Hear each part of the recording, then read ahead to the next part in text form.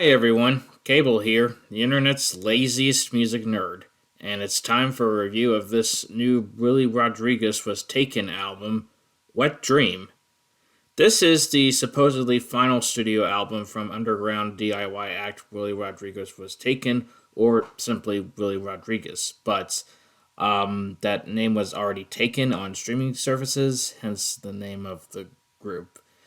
Anyways, Willie Rodriguez Was Taken consisted of musician Starstarer and lead vocalist Midwestern Roadkill, aka Willie Rodriguez. And while I haven't heard any of their material before this album right here, from the overall presentation of everything, I can kind of assume that at one point this group was poking fun at modern indie rock icons' car seat headrest. Between the many drawings that resemble the cover of Twin Fantasy, the song names on their debut album, and from what I can gather, sonically, they appear to be in a similar vein to Car Seat Headrest, with their sound generally being categorized as noise pop and slacker rock, both of which fit Car Seat Headrest, especially their early works, to a T.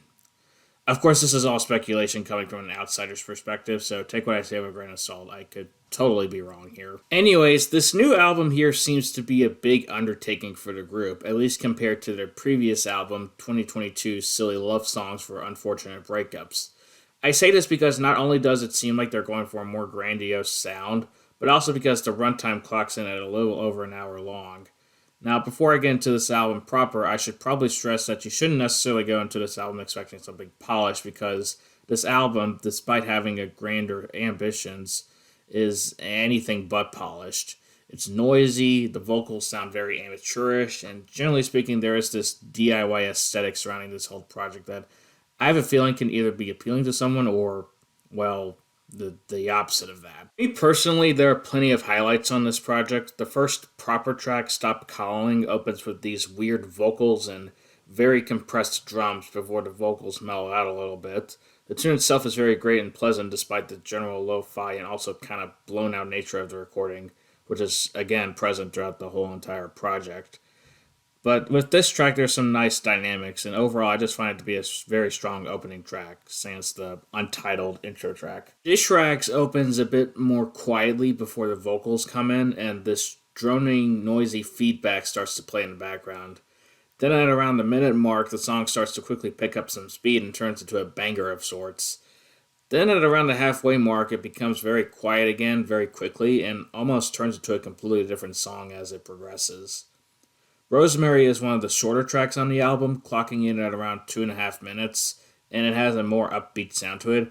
It also features this drum beat that I swear sounds familiar, but I can't seem to put my finger on it as to where I heard it before.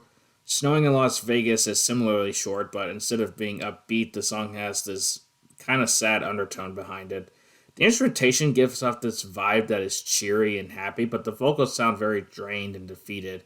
Kind of like how it feels to have seasonal depression during Christmas, sort of. Then there's Lost in Translation, which is nearly 6 minutes long and it has this almost tropical sound to it. It's an overall mellower track, at least when compared to some of the other tracks on this album.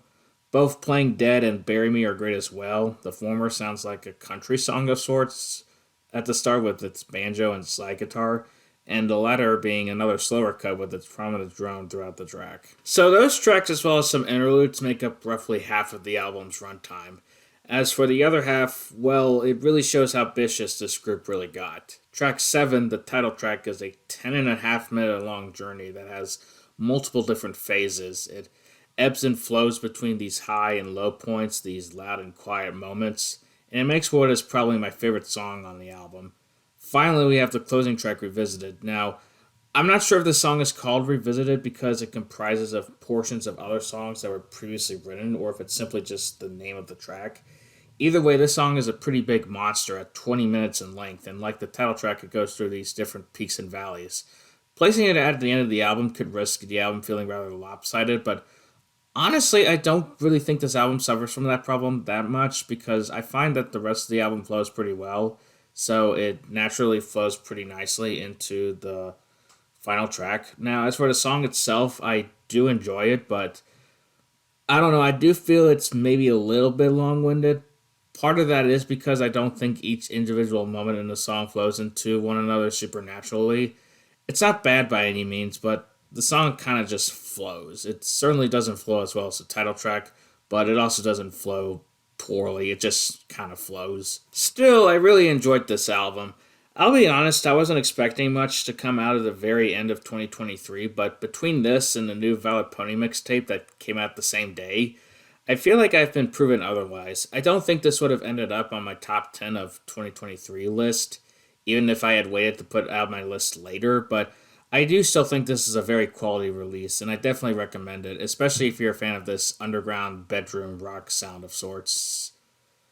So, yeah, that has been Wet Dream by Willy Rodriguez, and this has been Kable, and I'll see you when I see you.